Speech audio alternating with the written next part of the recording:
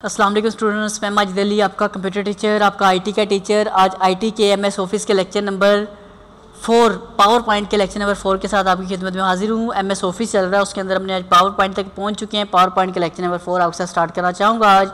तो power point का lecture number 4 आपके साथ स्टार्ट करते हैं।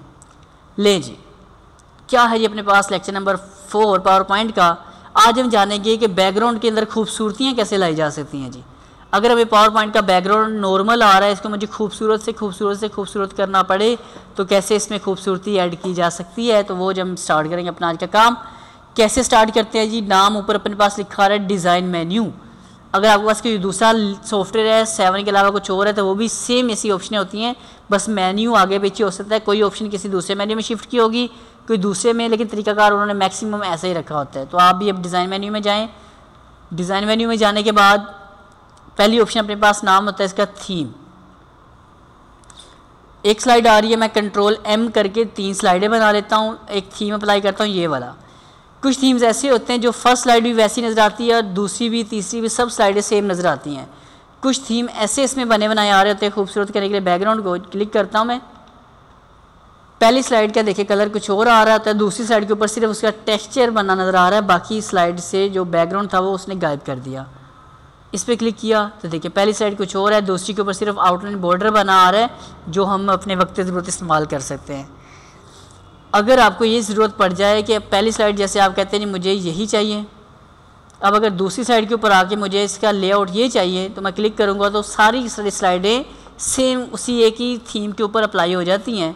आप ये क्या कीजिएगा, पहली स्लाइड ये, दूसरी मैं यहाँ क्लिक करता हूँ, इस वाली भी आप पे राइट क्लिक करना है और यहाँ लिखा आता है apply to selected slide. Apply to selected slide के ऊपर एक क्लिक कर दीजिएगा तो आपकी जो स्लाइड्स हैं ऊपर वाला कुछ और थीम रह जाएगा, नीचे वाला कुछ और, थर्ड वन में आप कुछ आएंगे तो उसके ऊपर थीम कुछ और किया जा सकता है। ये तरीका, मैं इस पैरों पे क्लिक करता हूँ, ये भी एक आ रहा थीम, राइट क्लिक करके अप्लाई टू सिलेक्टेड स्लाइड किया। इसमें मेरे तीनों थीम जो हैं वो अलग अलग अप्लाई हो चुके हैं। यहाँ पर कुछ कलर्स आ रहे हैं आपके पास बने हुए, देखते हैं क्या होता है कलर से। ये जो राइट साइड के ऊपर ऑप्शन बनी आ रही है ये वाली, इनके कुछ कलर्स हम इस तरह से कुछ कंट्रोल कर सकते हैं और ये आपके सामने आपको नज़र आ रहे हैं। जब थीम चेंज करते हैं तो ऊपर टेक्स्ट का स्टाइल भी सारा कुछ जो थीम का होता है वही अप्लाई। जैसे यहाँ मैं लिख देता हूँ अपना नाम, तो देखिए मेरा नाम किस तरह लिखा जा रहा है। फर्स्ट स्लाइड के ऊपर मैं लिखता हूँ तो यहाँ मेरा नाम इस तरह लिखा जाएगा जी। तो ये सारे थीम्स के ऊपर राइटिंग स्टाइल भी डिपेंड करते हैं, जैसा स्टाइल होता है वैसे ही अप्लाई हो जाता है।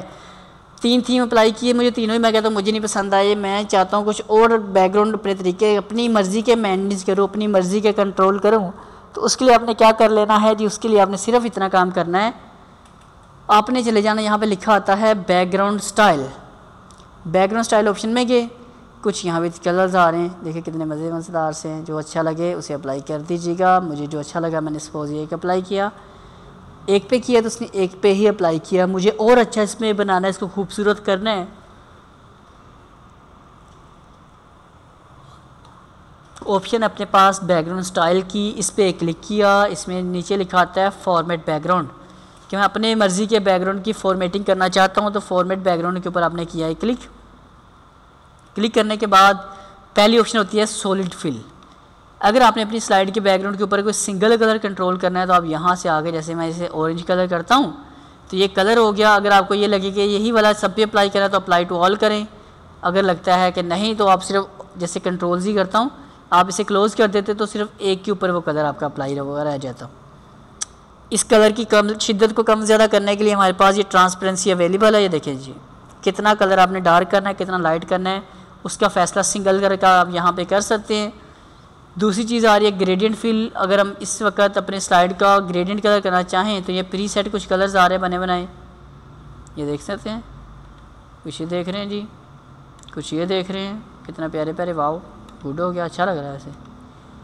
ये इस तरह के कलर्स आ रहे हैं, तो इसमें से कोई अगर आप कलर अच्छा लगे तो आप चूज़ कर सकते हैं। अगर कुछ भी अच्छा ना लगे तो अपनी मर्ज़ी का भी बना सकते हैं। कैसे, यहाँ लिखा है ग्रेडियंट स्टॉप 1, आप स्टॉप 1 में जाके कलर चूज़ करें अपनी मर्ज़ी का, रेड वाला। स्टॉप 2 में आ जाएं, कलर चूज़ कर लें, अब यहाँ से रेड के साथ अच्छा लगेगा येलो कलर। फिर आप आ जाए स्टॉप 3 के अंदर और कलर चूज़ कर लें, यहाँ से आप आकर डार्क रेड वाला। ये देखिए जी, रेड लाइट और फिर से डार्क रेड वाला मैंने कलर अप्लाई किया। इतना करने के बाद मेरा दिल करता है कि एक और कलर अप्लाई करूँ, तो आपने ऐड के ऊपर कर देना क्लिक। स्टॉप 4 लिखा आ गया। यहाँ मैं करता हूँ एक ब्लू सा कलर ताकि आपको फ़र्क तो नज़र आए ना क्या होने लगा है। मोर कलर में चलता हूँ, चलो ये पर्पल सा कलर बनाता है डार्क सा ताकि हमें नज़र आ जाए कहाँ बना। कलर किया लेकिन कहीं भी आपको पेज पे इसका वर्किंग एरिया का नाम है स्लाइड, तो स्लाइड के ऊपर आपको नज़र नहीं आया। यहाँ लिखा आता है स्टॉप की पोजीशन, आप इसको यहाँ से दाएं बाएं करें तो आपको जो कलर आपका था वो आपको नज़र आना शुरू हो जाएगा, कहाँ उसे अप्लाई किया और कहाँ अप्लाई नहीं किया। ट्रांसपेरेंसी से कलर की शिद्दत को कम ज़्यादा आप कर सकते हैं अपनी मर्ज़ी के मुताबिक, जैसे सिंगल कलर कर सकते थे वैसे आप इसको भी कर सकते हैं जी। ओके हो गया। अगर आप इसके बैकग्राउंड पे कोई पिक्चर चाहते हैं तो पिक्चर और टेक्सचर में जाएं अपनी मर्ज़ी का, जैसे टेक्सचर MS वर्ड में आपने लगाए थे तो वैसे आप टेक्सचर यहाँ से ये ले लें। अगर आपको टेक्सचर नहीं पसंद आते तो फाइल ऑप्शन पे क्लिक कर दीजिएगा और कोई एक पिक्चर अपने पास लेके अप्लाई कर लें। जैसे मैं यहाँ से आता हूँ, एक पिक्चर अप्लाई की तो पिक्चर मेरे पास होगी अप्लाई बैकग्राउंड के ऊपर। अगर आपके पास बैकग्राउंड में पिक्चर नहीं है तो आप क्लिप आर्ट की मदद से भी कुछ पिक्चर्स का सहारा ले सकते हैं। मैं क्लिप आर्ट पे क्लिक करता हूँ तो यहाँ पे कुछ पिक्चर्स आ जाती हैं मेरे पास। मैं कभी पिक्चर यहाँ चूज़ करता हूँ, देखता हूँ जी कोई एक पिक्चर जो मुझे सूटेबल लगेगी इस चीज़ के लिए। चलो एक डॉलर साइन का ऐड करता हूँ, साइन क्लिक किया, पिक्चर आ गई फुल। अगर मैं इस पर क्लिक करता हूँ tile picture as a texture, तो वही पिक्चर छोटी छोटी टाइलों में आपको नज़र आनी शुरू हो जाएगी। लास्ट एंड फाइनल चीज़ यहाँ लिखा था हाइड बैकग्राउंड ग्राफिक्स। ये जो ऊपर वाली साइड पे आपको डिज़ाइन भी साथ नज़र आ रहा है, अगर आप ये नहीं देखना चाहते तो हाइड बैकग्राउंड ग्राफिक्स पे क्लिक करें, डिज़ाइन गायब हो जाएगा, सिर्फ जो पिक्चर सेलेक्ट की है वही नज़र आएगी। तो स्टूडेंट्स यहाँ तक आपके पास है आपके बैकग्राउंड स्टाइलिंग को कंट्रोल करने का काम। अगर आपको यहाँ तक लेक्चर समझ आया है तो प्लीज़ नीचे लाइक कर दें, इसको कमेंट्स करें, इसको शेयर करें और मेरे चैनल को सब्सक्राइब लाजमी कर लें। सब्सक्राइब इसलिए करें ताकि मेरा हर अपलोड होने वाला लेक्चर आपको सबसे पहले मिले, ताकि आप सबसे पहले सीख सकें। वो कब होगा? जब आप सब्सक्राइब करने के साथ बेल बटन पर क्लिक करेंगे। तो स्टूडेंट्स ज़िंदगी रही तो फिर मुलाकात होगी एक नए लेक्चर के साथ। तब तक के लिए आप सबको मेरी तरफ से जी अल्लाह हाफिज़।